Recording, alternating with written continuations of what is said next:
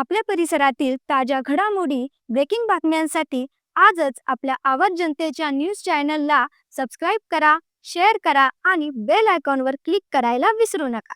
आवाज जनतेचा लढा सर्वसामान्य जनतेच्या न्याय हक्कांसाठी.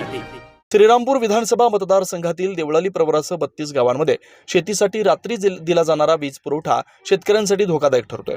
परिसरात बिबट्यांचे हल्ले वाढल्याने शेतकरी रात्री शेतात जाण्यास घाबरतात. जीविताला धोक्याला सामोरं जावं लागतंय. त्यामुळे दिवसा वीज पुरवठा द्यावा अशी मागणी शिवसेना शेतकरी सेना यांनी केली आहे. या मागणीसाठी शेतकरी सेनेच्या वतीनं देवळाली प्रवरा येथील महावितरण कार्यालयात निवेदन देण्यात आलं. महावितरणचे अभियंता शैलेंद्र बागरे यांना पश्चिम महाराष्ट्र उपाध्यक्ष रवींद्र मोरे आणि जिल्हा प्रमुख राजेंद्र लोंढे यांच्या मार्गदर्शनाखाली निवेदन सादर करण्यात आलं. रात्री अंधारात पिकांना पाणी देण्यासाठी शेतात जावं लागतं. त्यामुळे बिबट्यासह अन्य वन्य प्राण्यांच्या हल्ल्याचा धोका वाढत असल्याचं निवेदनात नमूद करण्यात आलं. दिवसा वीज पुरवठा मिळाला शेतकऱ्यांची भीती दूर होऊन शेतीच्या कामात अडथळा येणार नाही अशी अपेक्षा व्यक्त करण्यात आली.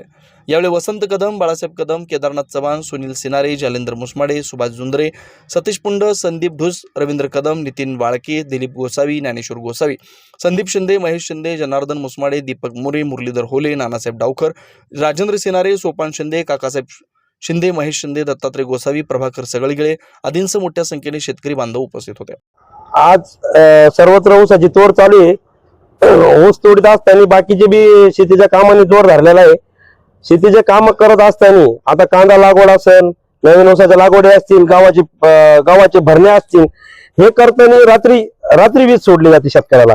आणि आपण जर रावडी तालुक्यातील जर बिबट्याची संख्या बघितली तर त्यांच्या जनगणनेनुसार तर 250 ते 300 बिबटे रावडी तालुक्यात आहे. माझे तर असं दावा आहे एका गावात 100 बिबटे हल्ली. ह्या बिबट्याचा बंदोबस्त लवकरात लवकर शासनाने केला पाहिजे. आणि जोपर्यंत बंदोबस्त बिबट्यांचा होत नाही तोपर्यंत शेतकऱ्याला ही दिवसा वीज दिली पाहिजे.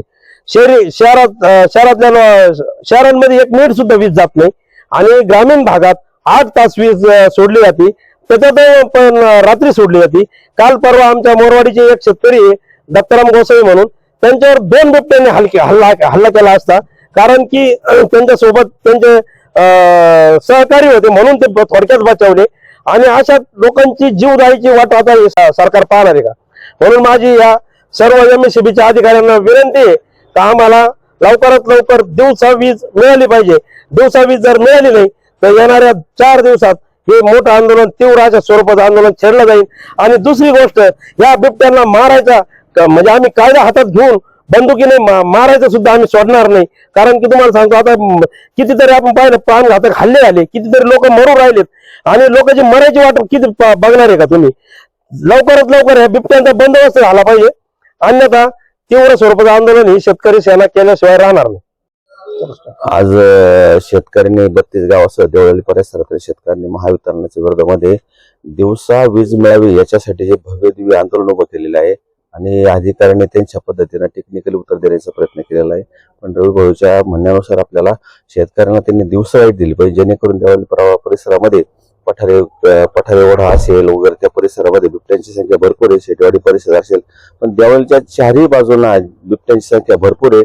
सध्या कांदा लागवडीचा सीजन चालू असल्यामुळं आणि ऊसतोडीचा सीजन चालू असल्यामुळं बिबट्या जर दिसला तर ते ऊसतोडणी कामगारांना अक्षरशः 2-2, 4-4 दिवस ते ऊसतोड थांबवतात.